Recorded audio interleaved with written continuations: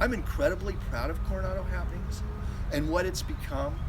I kind of saw early on the direction it could take as a community billboard, um, but it just has evolved so much beyond what I had ever imagined. I've talked with a couple of people about happenings, and here's the thing is, I actually was talking with Casey Tanaka one time, the mayor of Coronado, and he was talking about what Coronado Happenings has done, and I told him, I said, you know, Casey, here's the thing though, it's not like I set out to do this. It's not like I sat down one day and said, what could I do to give something back to my community? I just started a Facebook group. Now, early on, I did realize what it could become, but I mean, I think eventually, I think Coronado Happenings is kind of here for the long run. You know, the bad comes with it. You know, you just don't, there's no separating it out. People, well, can't you? I go, I don't know how. I don't like, I'm not going to restrict the form. People have said, you know, I could make it so I would have to approve every post that appears in Coronado Happenings. But that takes out the entire spontaneity of it. I mean, I really like it when businesses weigh in and say, oh, we're having this. Or with the Girl Scouts, oh, here we are, we're over here having a Girl Scout cookie sale, come on by. Or all the local businesses, the spontaneity, and when you have that spontaneity, you don't always get what you want. Lots of people can share their opinions about something, and somebody like a sitting city council member can go to the group and look through it. They can read comments from 50 people in 5 minutes and really get a feel for not only the people they see and hear from all the time, but another group of people that, you know, don't take the time to go to city council, and it's very quick for them. Can you imagine how long it would take a city council member to sit and open and read 50 emails? Or what it would take for 50 people to address an issue at the city council meeting? 3 minutes apiece?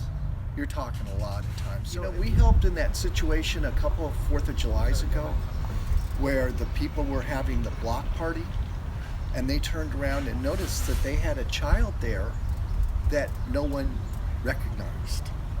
And they went to Coronado Happenings, and I think it was a neighborhood watch too, and posted, oh my gosh, you know, we have this kid at our house, nobody knows who he is. We've called the police.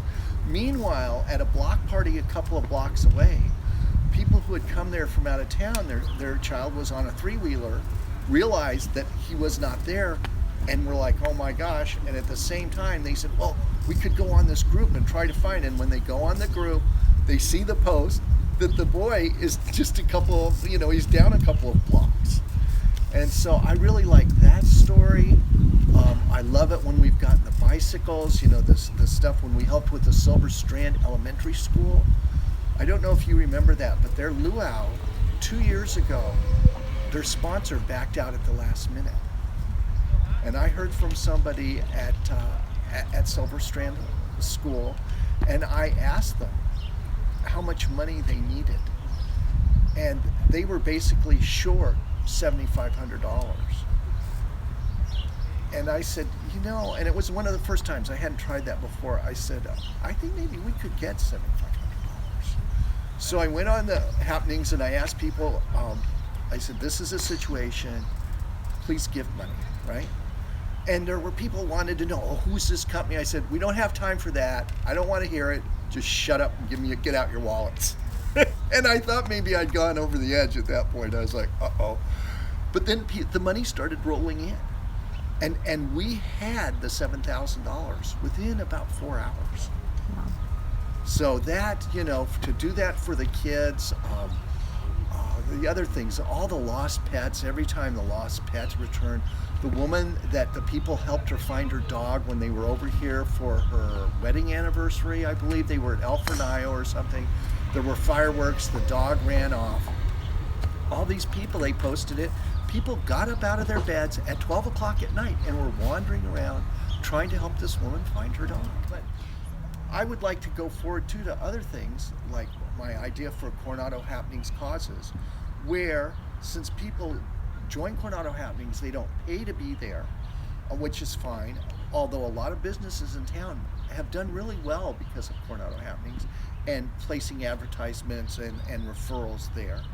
But I would like to do something like have a cause a month, um, like smaller local charities, and say, hey, this is a cause for the month. Please donate $1 or $5 in Coronado Happenings name this month to this group. It would be, 12 different groups a month. I mean, a year. And we could, and I think, we can maybe make a little bit of a difference. I mean, I think Coronado Happenings eventually, I actually would like to make it into a foundation.